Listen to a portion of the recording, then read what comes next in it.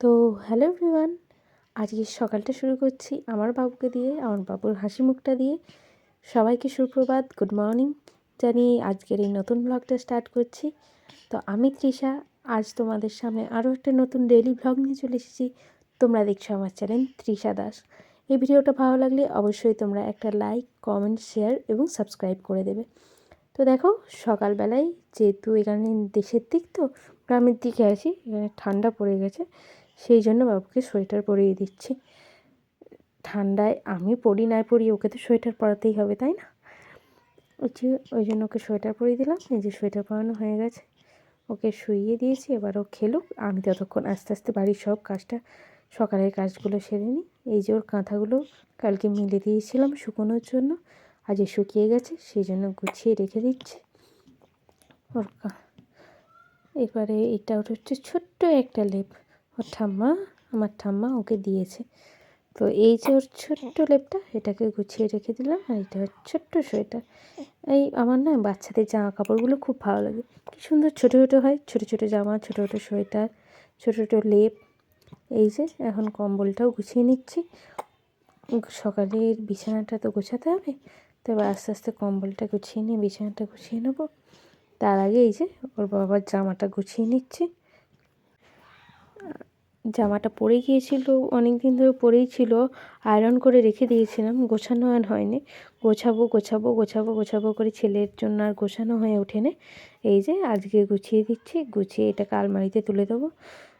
না গোছালে নয় টাইম করে, আর গোছানোও হয়ে ওঠে না, সেই জন্য আজকে গুছিয়ে নিচ্ছি। গুছিয়ে নিয়ে এটাকে আলমারিতে ঢুকিয়ে দেবো। আর ওই যে ছেলেকে পাশে খেলতে দিয়েছি, ও পাশে ততক্ষণ খেলুক, আমি আমার কাজগুলো করে নিই। দেখছো মিটি মিটি মিটি মিটি করে আস্তে আস্তে দেখছে ফোনের পাশ দিয়ে। ফোনটা যেহেতু চলছে না, তো এই আলোটা চোখে লাগছে, সেই জন্য দেখছে। আর এই যে ভিটামিন ওষুধ তোমরা কারা কারা খাও বাচ্চাদের? আমি তো ভিটামিন ওষুধ খাই আমার বাচ্চাকে। এই যে দেখো, এবার আমি বিছানাটা আস্তে আস্তে গুছিয়ে নিচ্ছি তাড়াতাড়ি করে, কেন বিছানা গোছালে আবার নিচয় কাজ আছে। আসলে এত বড় ভ্লগে তো এরমভাবে স্লোভাবে দেখানো যাবে না, তাই এটাকে একটু ফাস্ট করে দিয়েছি। কেননা যদি আমি স্লোভাবে দেখাতে যাই, ভ্লগটা অনেকটা বড় হয়ে যাবে।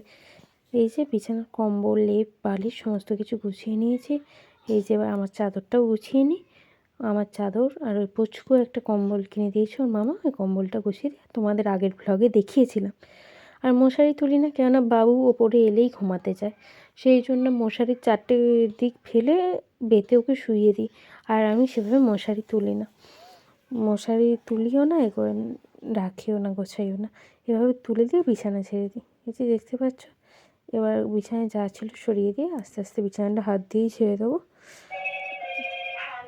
এবার দেখো, বাবুর যে কম্বলটা আর আমার চাদরটা নিয়েছিলাম সব গুছিয়ে নিচ্ছি। এই ব্যাগটা আমি ওপরে আসার সময় আনি, রাত্রিবেলা আবার সকালবেলা নিচে নিয়ে চলে যাই। এতে বাবুর বালিশ, বাবুর কম্বল, আরও বাবুর যা যা যাবতীয় দরকারি জিনিসপত্র আমি নিয়ে নিই। এবার এই ঘরটা আমি পরিষ্কার করে নিয়ে চলে যাব। এতে বাবুর বালিশের ওয়ার আছে, এতে কালকে বানাতে দিয়েছিলাম, দিয়ে গেছে। জানলা খুলে দিয়েছি। এবার আমি নিচে যাব, গিয়ে তরকারিটা বসিয়ে দেবো। এই দেখো, ফুলকপিটা রান্না হবে বেলায়, আর সকালবেলায় এই যে ফুলকপির ডাঁটাগুলো আমার খেতে অসম্ভব ভালো লাগে, অসম্ভব। এই ফুলকপির ডাঁটা দিয়ে আলু দিয়ে চচ্চড়ি করলে না, ওই দিয়েই আমার খাওয়া হয়ে যায়। সেই জন্য ফুলকপির ডাঁটা দিয়ে আলু দিয়ে চচ্চড়ি করে নিচ্ছি। এই যে ওই জন্য দেখো ডাঁটাগুলোকে সরু সরু করে কেটে নিচ্ছি। এর জন্য ডাঁটা আলু কেটে নেব, কেটে নিয়ে তারপরে এর তরকারিটা বসিয়ে দেবো মুড়ি খাবার জন্য, সকালের টিফিন। আর যেহেতু আমি চা খাই না, সেই জন্য চা বসাইনি, কিন্তু টিফিনের পরে কাচতে হবে। এখন আগে এগুলো বসিয়ে দিই। বাবুর সমস্ত কিছু কাচাকুচির আছে। আসলে ওই ডাঁটাটাকে কাটতে হয় কিনা আমি জানি না, সেই জন্য ঠাম্মাকে জিজ্ঞাসা করে নিলাম যে ডাঁটাটা কাটতে হয় নাকি। ওই জন্য সব ছোটো ছোটো করে কেটে নিলাম। এবার আলু কেটে নিচ্ছি। এই যে আসলে আমার যেন মনে হচ্ছিল আলুটা একটু খারাপ মতো, তাই জন্য আমি গন্ধ শুকে আলুটা কেটেছি, আর অন্য কোনোই না। এমনিতে আমি আলু গন্ধ শুকে কাটি না, আমার মনে হচ্ছিলো আলুটা একটু খারাপ ভেতরটা দেখে, সেই জন্য আমি গন্ধটা শুকে আলুটা, তারপরে আমি আলুটা কেটে নিয়েছি। আলুটা ছোটো ছোটো করে ডুমো ডুমো করে কেটে দিয়ে দিয়েছি।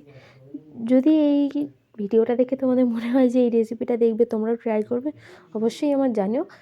দেখো অনেকে অনেক রকম রেসিপি তো ভিডিওতে বড় বড় রেসিপি দিয়ে থাকে, এই সমস্ত ছোটোখাটো জিনিস তো দেওয়াই হয় না, তাই না? তো তোমরা যদি দেখতে চাও এই রেসিপিটা বলবে, আমি অবশ্যই তোমাদেরকে দেবো একদিন। এই যে দেখো, এবার এই সবজিগুলো আলুগুলো কেটে আমি দিয়ে দিলাম প্রেসার কুকারে। আর যেহেতু আমার বাবু ঘুমাচ্ছে, তাই আমি প্রেসার কুকারের এই রাবারটা আর ছিপিটা খুলে দিলাম। খুলে এই যে জল দিয়ে এবার বসিয়ে দেবো। সিটি উঠলে তো কাঁদে, যার জন্য এই যে প্রেসার কুকারে বসিয়ে দেবো। তার জন্য একটু নুন, একটু হলুদ গুঁড়ো আর একটুখানি লঙ্কা গুঁড়ো দিয়ে দেবো, আর সামান্য তেল দেবো আর চিনি দিয়ে এটা প্রেসার কুকারের মুখটা বন্ধ করে বসিয়ে দেবো। সিটি হলে ভালো হয়, কিন্তু আমি তো সিটি দিতে পারবো না, বাবু যেহেতু ঘুমাচ্ছে, তাই প্রেসার কুকারেই প্রেসারের মুখটা এঁটে আমি বসিয়ে দেবো। বসিয়ে দিয়ে তারপরে যাব বাবুর ওইদিকে অনেক কাচাকুচি বাকি আছে, আমার ব্রাশ করা হয়নি, সেটা বাকি আছে, চেঞ্জ করব। এই যে দেখো, এদিকে আমি বসিয়ে দিলাম।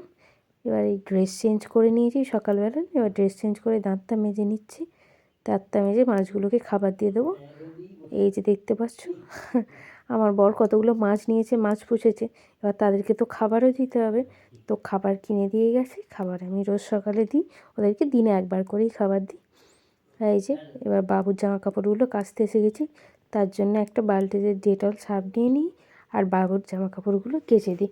আমি একটু বেলা করেই বাবুর জামা কাপড়গুলো কাচি, যেহেতু মানে আমি শুনেছি আমার ঠান্ডা লাগলে নাকি বাবুরও ঠান্ডা লেগে যাবে, যার জন্য আমি একটু বেলা করেই কাচি, অত সকালটা ঠিক কাচি না।